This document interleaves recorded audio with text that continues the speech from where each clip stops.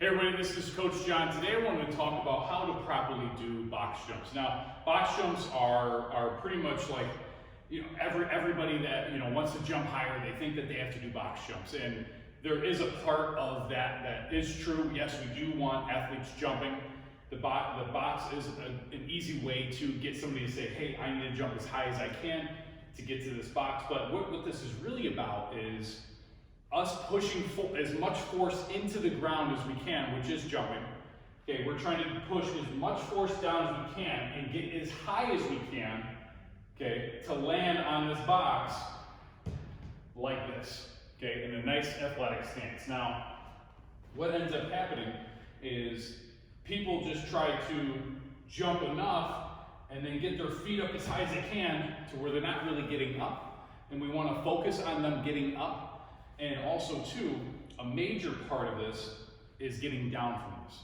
The point of doing a box jump is to get all of the benefits of the jumping, okay, but all the side effects of, say, landing, okay, safely and not coming down and absorbing that impact. So that's why we have, say, I'm going to jump on a 24-inch box, and then I'm going to step down to the 12 and then step down, because if I jump off of the box, it is defeating the purpose of actually jumping on it in the first place, because then we can absorb then all of the, we're only doing the concentric phase, not the eccentric phase of the lift. So the eccentric phase creates more muscle damage, but also you have all that impact, which we want to try to stay away from with, say, our athletes. Now, I will say we only use these for performance, okay?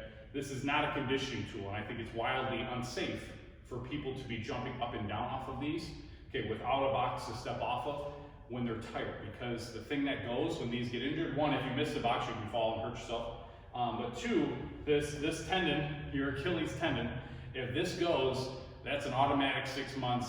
You're not walking for a couple months and very dangerous. So this is only for performance. We want people jumping up as high as they can, pushing as much force as they can to the ground, and then stepping off and coming down. So what it looks like is we want to squat down, okay, force to the ground, up, and then land, okay, nice and soft. Then from here, I would just step down and come down from here.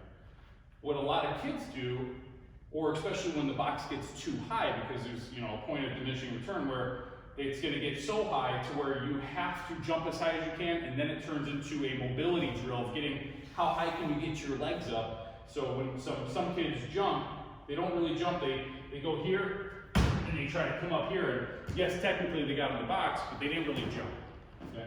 So we want to put as much force as we can, land, okay, and then step down, okay, down, explode, up, land, okay?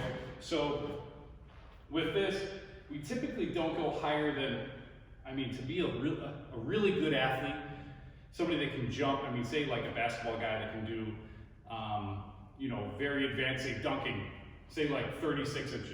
It's about as high as I would go, but typically we don't go higher than 32 inches.